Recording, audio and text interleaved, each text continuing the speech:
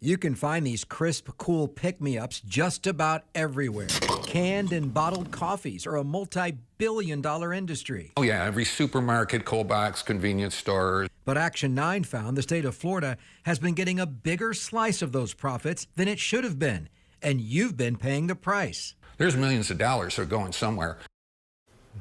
Ready-to-share coffees are more popular than ever, and they're supposed to be exempt from any sales tax. Yeah, but Action 9 found some of the biggest convenience store chains are charging us that tax, and it's likely been happening not just for years, but decades. Consumer investigator Jeff Deal is here with how one Lake County man figured it out and turned to Action 9 for help.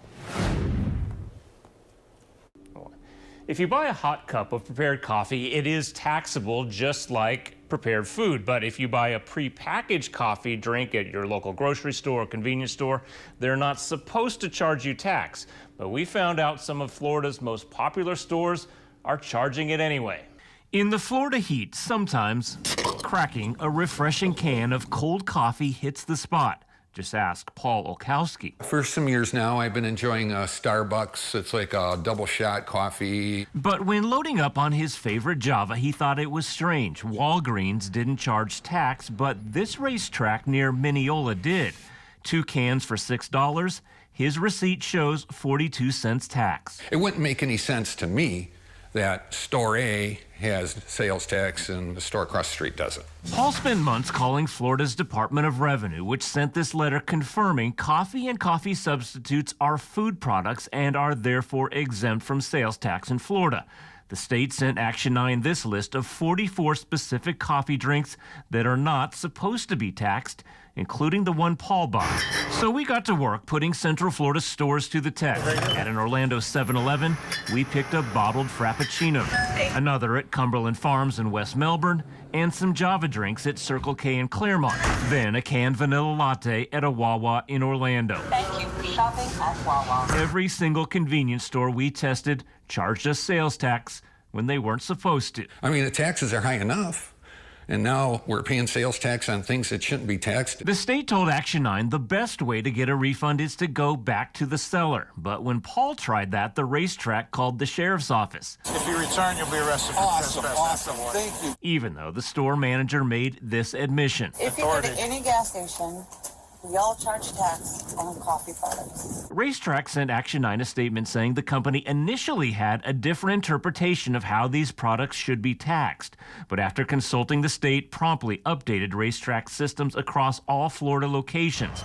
Action 9 went back to a couple of Racetrack stores and confirmed they are no longer charging sales tax on these coffee drinks. It's certainly eyebrow-raising and eye-popping. David McGarry with the nonprofit Taxpayers Protection Alliance believes most of the blame rests with the complex wording of Florida's law rather than enforcement by the Department of Revenue.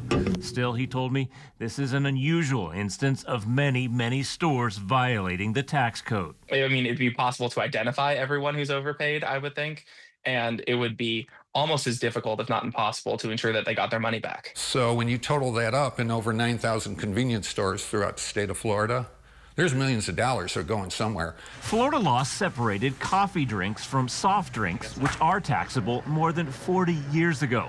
But aside from Racetrack, none of the convenience stores we visited seemed to know that. And we were here earlier and we noticed that you guys are charging sales tax on coffee drinks. At this Wawa in Orlando, the manager made a phone call and then gave us a refund. Paul wishes his experience was that pleasant. That's fine. He can sue Racetrack. I don't give a shit.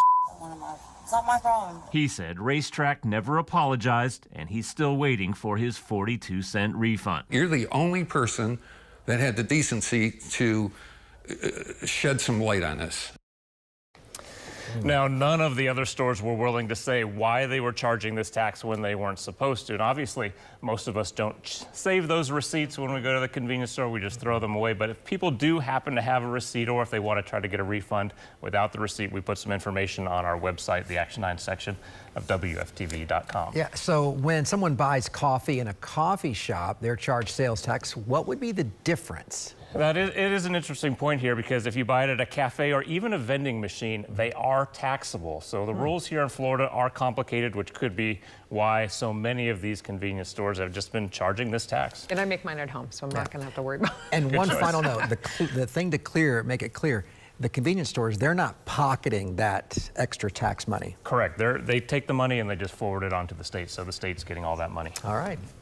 Good. All right. Interesting. That's good. Very Interesting good. story, Thank Jeff. you. Who knew? Learn something new every day. Yes. And check that box.